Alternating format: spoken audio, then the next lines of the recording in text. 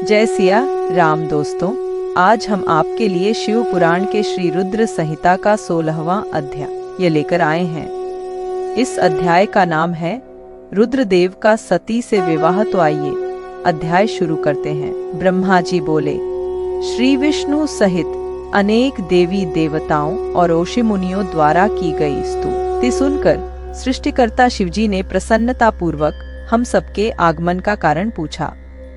रुद्रदेव बोले, हे हरे, हे देवताओं और महर्षियों, मुझे अपने कैलाश पर आगमन के विषय में बताइए। आप लोग यहाँ किस लिए आए हैं और आपको कौन सा कार्य है, कृपया मुझे बताइए। मुने महादेव जी के इस प्रकार पूछने पर भगवान विष्णु की आज्ञा से मैंने इस प्रकार निवेदन किया। मैं बोला, हे देवाधिदेव महादेव करुणा सागर, हम सब यहाँ आपकी सहायता मांगने के लिए आए हैं। भगवान, हम तीन होते हुए भी एक हैं। सृष्टि के चक्र को नियमित तथा सुचारू रूप से चलाने के लिए हम एक दूसरे के सहयोगी की तरह कार्य करते हैं। हम एक दूसरे के सहायक हैं। हम तीनों के परस्पर सहयोग के फलस्वरूप ही जगत के सभी कार्य संपन्न होते हैं। महेश्वर, कुछ असुरों का वध आपके द्वारा, कुछ असुरों का वध मेरे द्वारा तथा कुछ असुरों का वध श्रीहरि द्वारा निश्चित है। हे प्रभु, कुछ असुर आपके वीर्य द्वारा उत्पन्न पुत्र के द्वारा नष्ट होंगे। हे भगवान, आप घोर असुरों का विनाश कर जगत को स्वास्थ्य व अभय प्रदान करते हैं। हे प्रभु, सृष्टि की रचना, पालन और संहार ये तीनों ही हमारे कार्य हैं। यदि हम अपने कार्य सही तरह से नहीं करें तो हमारे अलग अलग शरीर धारण करने का कोई उद्देश्य ही नहीं रहेगा। हे देव, एक ही परमात्मा महेश्वर तीन स्वरूपों में अभिव्यक्त हुए हैं। वास्तव में शिव स्वतंत्र हैं। वे लीला के उद्देश्य से सृष्टि का कार्य करते हैं।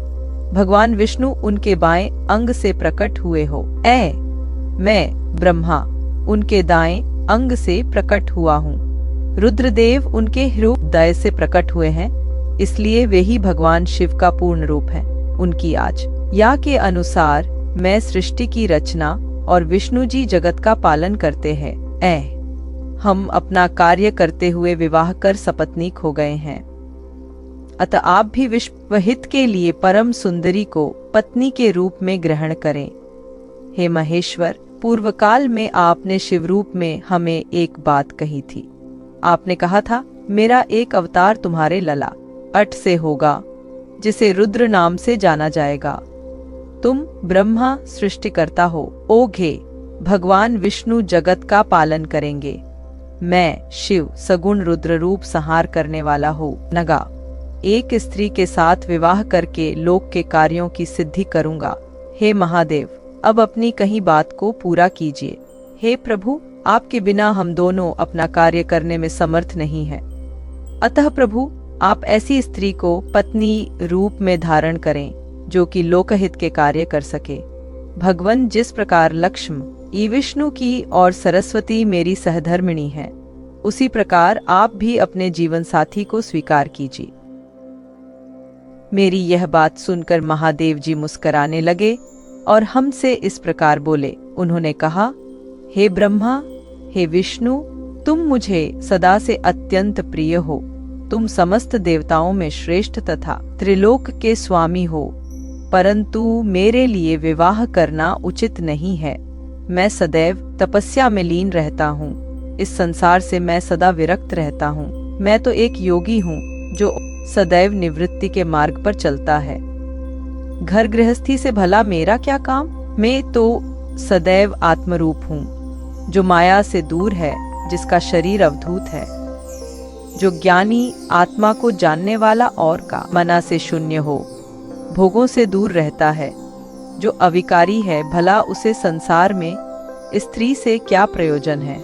मैं तो योग करते समय ही आनंद का अनुभव करता हूँ। जो मनुष्य ज्ञान से रहित हैं, वे ही भोग को अधिक महत्व देते हैं। विवाह एक बहुत बड़ा बंधन है, इसलिए मैं विवाह के बंधनों में बंधना नहीं चाहता।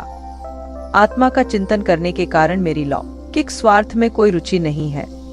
फिर भी जगत के हित के लिए तुमने ओ कहा है वह मैं करूंगा।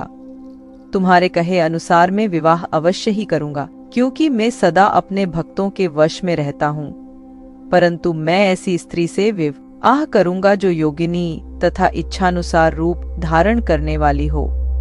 जब मैं ये योग साधना करूं तो वो भी योगिनी हो जाए, और जब मैं कामासक्त हूं तब वह कामिनी बन जाए।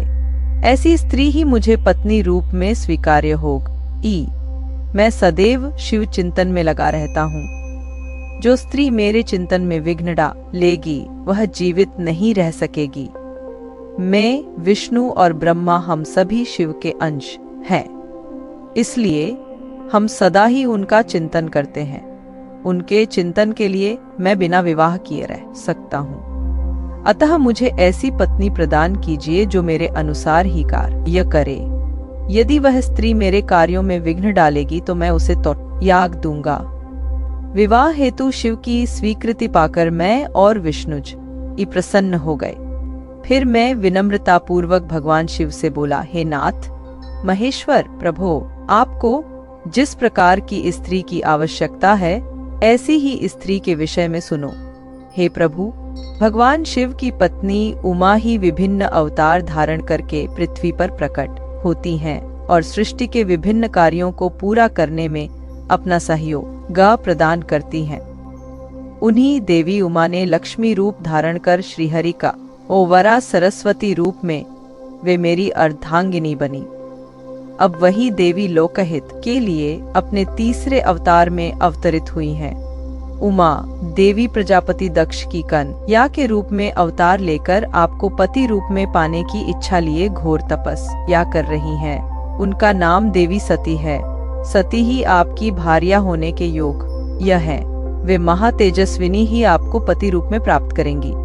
हे भगवान, आप उनकी कठोर तपस्या को पूर्ण करके उन्हें फल स्वरूप वरदान प्रदान करिए। उनका तपस्या का प्रयोजन आपको पति रूप में प्राप्त करना ही है।